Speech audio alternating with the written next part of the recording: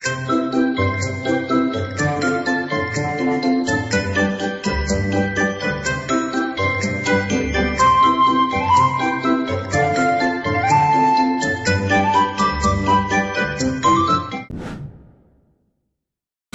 everyone. Selamat datang dalam podcast kita yang bernama Semanta. Semangat antar kita. Emang di sini bakal bahas apa sih sekarang? Jadi hari ini kita bakal bahas tentang HAM atau hak asasi manusia bersama para narasumber kita nih. Emang ada siapa saja narasumbernya? Pasti kamu dan para penonton sudah penasaran siapa aja sih para narasumber yang udah kita undang. Jadi gak perlu lama-lama lagi, langsung aja deh kita ngobrol sama para narasumber kita yang keren-keren. Let's go! Nah, sekarang kita udah bareng sama para narasumber kita nih. Hai. Boleh dong perkenalin dari satu-satu kalian? Ya aku ya. Ya. Aku Nabila. Hai semuanya. Aku Hanif. Halo. Hai semuanya. Aku Atia. Hai. Makasih ya kalian udah datang ke acara podcast kita nih. Justru kita juga makasih udah ngundang ke podcast. Iya, sama-sama. Seperti yang kita bilang tadi, kita bakal bahas tentang HAM nih. Menurut kalian nih, apa sih HAM itu? Kalau menurut aku sendiri ya, HAM setahu aku itu hak asasi manusia di mana hak seseorang yang pantas hidup, kayak misalnya hak untuk hidup, hak untuk dapat kesehatan yang bakal didapetin sama satu-satu dari kita juga nih dari lahir gitu. Jadi kayak udah mutlak bahwa kalau manusia hidup berarti dia bakal punya hak asasi manusia. Ya, haknya juga udah melekat pada semua orang gitu. Iya. Jadi semua orang itu udah harus dapat hak asasi manusia. Otomatis ya. Otomatis. Tanpa mandang apapun itu Iya. ya. Dimanapun dan kapanpun. Ya, betul. Nah, kan tadi hak itu tuh tentang kebebasan dari manusia itu sendiri. Nah, pasti ada pelanggarannya dong kan. Iya. Nah, pelanggarannya tuh gimana sih dan apa itu pelanggaran HAM tuh? Pelanggaran itu bisa cukup dibilang kejahatan yang cukup berat ya, soalnya untuk korbannya itu meninggalkan bekas luka yang apa ya? Dari dalam ya. Dari dalam Kalau lebih ke bisa mentality. dihilangin, bisa dibalikin ke semula gitu Ya, sih lukanya. Bisa dari luka fisik, bisa dari sakit mental atau emosional kayak gitu. Ya, betul. Kira-kira ada gak sih contoh yang mungkin dari diri kalian atau lingkungan kalian yang pernah kena dari pelanggaran HAM ini? Ya seperti kita tahu sekarang tuh lagi marak-maraknya pelecehan seksual kan. Ya, betul. Terus ada tuh di medsos yang lagi marak-maraknya itu ada 2 siswi yang dilecehin sama temannya sendiri. Terus 2 siswi ini tuh ngelaporin ke kepala sekolahnya. Tapi yang dengan plot twistnya itu kepala sekolahnya juga ikut ngelecehin. Oh iya, yang itu parah. Iya kan, parah banget. Sampai-sampai kayak 2 siswi ini tuh namanya apa? Trauma gitu Trauma ya. banget. Iya. Tapi emang lagi marak-maraknya sih kasus pelecehan seksual tuh cenderung sekarang ke anak kecil ya. Iya. Terus pelakunya tuh malah orang-orang yang emang udah Dewasa. Iya, oke. yang gak make sense-nya tuh itu sih. Bener-bener. Mungkin karena orang-orang tua mikirnya anak-anak kecil masih polos kali Iya, ya. betul. Nah, tentang yang tadi kamu ceritain nih, tentang 2 siswi ini, tindakan apa sih yang udah mereka lakuin? Entah mungkin mereka udah ngelapor ke guru, ke orang tua mungkin? Lebih tepatnya mereka tuh udah ngelaporin. Cuma kayak masih Cuma itu awalnya kan dari temennya kan. Iya. Jadi 2 orang itu tuh sama temennya. Cuman ternyata nyoba lapor nih ke orang tua. Nah, solusinya itu ya udah ngelapor ke pihak sekolah kan. Ya. Ternyata mereka malah dipanggil di ruangan entah UKS atau apa gitu. Terus malah kepala sekolahnya tuh iming-iming alibinya tuh malah kayak coba ingin dong beriksa yang Coba. udah dilecehin sama temannya, tapi berujungnya ke ngelecehin lagi. Ngelecehin balik. Dengan modusnya tuh pura-pura buka baju mau ngecek gitu. Cuman yang aku tahu emang udah sih, makanya bisa diberitain ya. Mungkin Ya, udah selesai. ya, udah selesai. Tapi itu sih kalau luka, apalagi usia anak kecil ya, gak mungkin bakal sembuh sesingkat itu. Ya. Iya. Tuh, jadi pasti ada trauma sendiri. Ya, namanya pelecehan seksual ya, bukan cuma luka secara fisik, tapi mental dan batinnya juga pasti kena nih. Pandangan kalian gimana sih yang kayak gitu? Terkait yang kita dengar-dengar tuh banyak banget pelecehan seksual yang terjadi di Indonesia nih. Dan kayak masih banyak kasus-kasus pelecehan seksual ini yang belum ditangani sama pemerintah. Gimana sih pandangan kalian? Kalau menurut aku ya, kan yang anehnya di Indonesia itu pelakunya tuh kan udah pada berumur. Iya. Gimana mungkin bisa gitu? Secara mereka mungkin udah pernah punya istri atau enggak, kalau misalnya cewek punya udah suami terus Iya. punya anak, Iya. Iya. kayak Mereka nggak terus mikirin gimana kan? berarti pendidikan dulunya gitu? Berarti ya itu kurang dari Indonesia itu sebelum ke ini ya ke ranah hukum, dari basicnya aja udah dari kebiasaan misalnya dari orang tua, pendidikan dari sekolahnya Ya, mungkin dulu itu kurang. pasti nggak efektif lah. Ya, ya. Jadi pasti agak apa ya, tabu gitu untuk hal-hal atau enggak pengetahuan tentang pelecehan seksual atau sexuality atau semacamnya gitu. Ya nggak sih? Iya benar. Bisa juga sih dari kita kan nggak tahu ya latar belakang yang lecehinnya. Iya betul. Tapi nyambung juga sama ini, bisa dari pendidikannya ataupun kebiasaannya. Jadi dia bisa mikir sampai kayak gitu sih.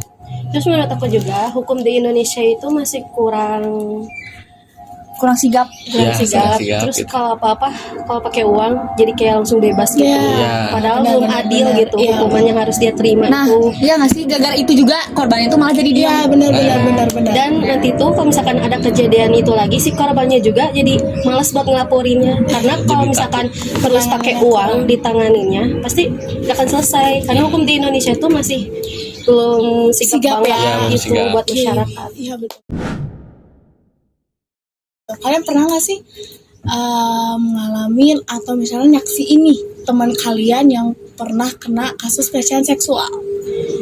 Ngomong-ngomong pribadi aku juga Oh, pernah. ya. Kenapa?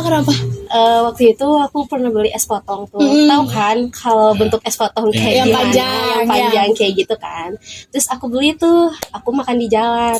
Terus ada bapak-bapak lagi ngumpul gitu. Bapak-bapak itu tuh bilang, Neng kurang dalam makannya. Oh kamu lagi sambil makan? Iya sambil makan. Aku kan kayak takut gitu ya. Kok bapak-bapak pantes ya bilang gitu kan. Aku sampai di situ tuh aku langsung trauma beli es potong gitu lagi. Jadi nggak mau makan itu. Padahal yang ngomong itu udah dewasa ya. Ya, padahal- Gimana udah tau lah etikanya. Tuh. Betul. Kalau aku sendiri sih seringnya lebih ke pelecehan ini nggak sih secara verbal. Itu tuh pasti umum dan terjadi banget di mana-mana. Apalagi kalau ibaratnya kalau misalnya orang-orang ngelihat perempuan yang pakaiannya misalnya Terbuka. itu kan stereotype ya. Iya. Dan dari apa ya, kalau misalnya kalau di suatu museum di Inggris tuh kalau nggak salah yang nampil itu loh kostum-kostum yang pernah dipakai buat iya, korban iya. pelecehan justru kebanyakan tertutup gitu. Aku nggak ngerti kenapa orang-orang kalau misalnya apalagi pria ya Iya. memandang wanita tuh kalau misalnya jadi nyalahin ceweknya gitu. Seakan-akan Karena- harus wanita tuh pakai bajunya harus tertutup semua. Tutup ya. Jadi kalau ngelihat dari yang tadi kamu omongin, jadi sebenarnya korban pelecehan seksual itu berawal dari apa sih? Kalau aku dari mindset sama pikiran seseorang. Si Seorang pelaku. Ya, bisa Balik lagi pelaku. kalau aku lebih percaya pelaku pelecehan seksual itu berarti dia tidak mendapatkan hak dia di bidang pendidikan. Nah, Oke. Balik lagi jadi dua-duanya bisa sudut pandangnya beda ya. Misalnya si pelaku tuh bisa jadi korban karena apa? HAM dia untuk mendapatkan pendidikannya itu berarti nggak terpenuhi. Kurang, ya. kurang terpenuhi. Berarti korban pelecehan seksual itu bukan berarti dari pakaiannya doang kan ya? Iya. Bisa aja mungkin Bisa dari jadi. pelaku yang emang kurang mindset Ya. yang kurang, pendidikan yang kurang ya. Gitu. Iya. Terus ini aku baca juga ya. Nambahin jadi sekarang tuh Indonesia atau enggak Komnas Perempuan di 9 Mei 2022 tuh udah buat solusi dari menghadapi kasus kekerasan seksual. Jadi itu ada undang-undang namanya UU TPKS. Jadi itu tuh dari kementerian bakal diimplementasikan, dipergunakan sebesar-besarnya untuk kepentingan korban. Jadi kayak menurut aku sendiri makin sini pemerintah makin baik sih untuk Menangani. Menangani. Iya. Jadi bagus sih itu kalau solusi dari aku. Jadi dari korban itu sendiri, misalnya kalau kita nih sebagai dari tadi kan Atia juga pernah ngalamin, aku pernah ngalamin, lebih ke sebelum untuk penjagaannya karena emang si pelakunya gitu gak bisa ditolong lagi atau gimana ya, karena iya. udah kayak gitu ya udah kita sebagai perempuan atau enggak sebagai manusia gitu jaga diri aja gitu. Jadi ngejaga diri lagi aja. Dari kamu gimana nih untuk solusinya? Ya balik lagi ke ini sih pelakunya. Jadi kita harus bisa lebih mendidik para pelaku gitu. Biar Dan mengubah ya, dan mengubah mindset mindsetnya. Aspeknya luas sih. Heeh. Oke.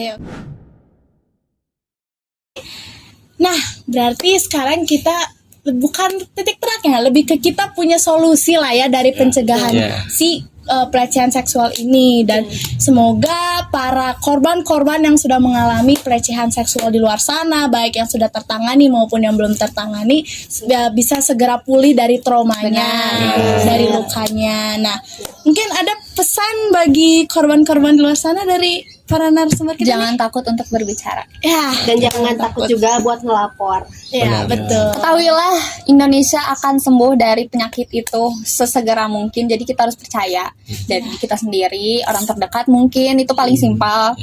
Ya, untuk cerita ke orang lain, guys. Ya, betul. Pokoknya Jadi jangan takut untuk melapor aja, jangan takut Ya. untuk minta tolong ke ya, siapapun. benar banget. Nah, jadi ya sekian podcast dari kami.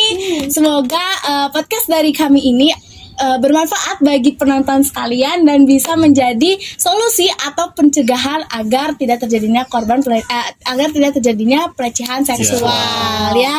Terima kasih untuk para narasumber yang sudah datang. Terima kasih kembali. Kembali. Mohon maaf ya sudah merepotkan waktunya. Bye-bye. Demi Semanta. Ya, bye-bye. Oke, kita udah ngobrol nih sama para narasumber kita. Ya. Terima kasih yang udah nonton podcast ini. Semoga podcast ini bermanfaat untuk kalian semua yang di sana. Dan semoga untuk teman-teman kita di luar sana bisa segera pulih dari traumanya dan luka secara fisik maupun mentalnya. Sampai jumpa yang udah nonton video ini. Di video kita selanjutnya, kita dari Semanta, semangat antar kita. Bye-bye. Bye-bye. Kembali lagi, salah. Di sini tuh kita bakal bahas tentang HAM atau hak asasi manusia bersama para narasumber yang udah kita undang nih. Terus kalian kan anjing. Bah cicing sih. Halo, makasih ya kalian udah datang ke undangan kita. Podcast. Berapa? Gak apa-apa. Apa-apa. Ulang.